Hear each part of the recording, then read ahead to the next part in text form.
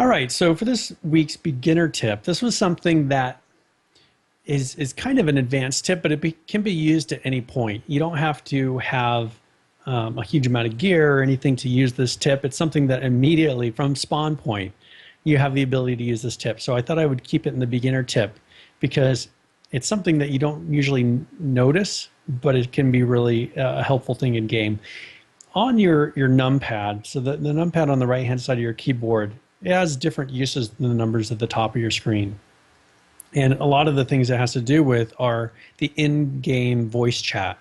So when you are playing and someone, let's say in the beginning BR area, for instance, is incredibly loud, or maybe someone is next to you, like you have someone come up to your base and die and they're just sitting there playing really loud music, and you want to be able to turn that person down, or maybe someone in-game is quieter than the rest of the people and you want to be able to turn that person up.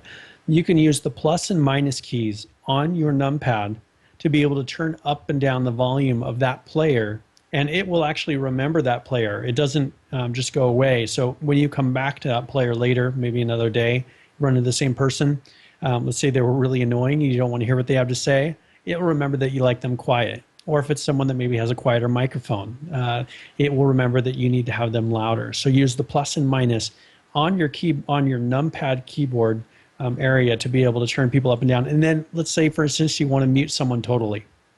You want it to where no matter what, that person doesn't even show up on the left-hand side as a person that's talking.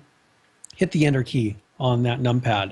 That will mute the person that is talking currently in game, so that you don't have to hear them ever again.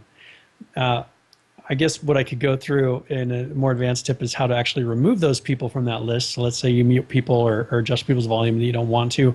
There's a way, but we'll save that for an advanced tip later. So for this week's advanced tip, this is something fairly new.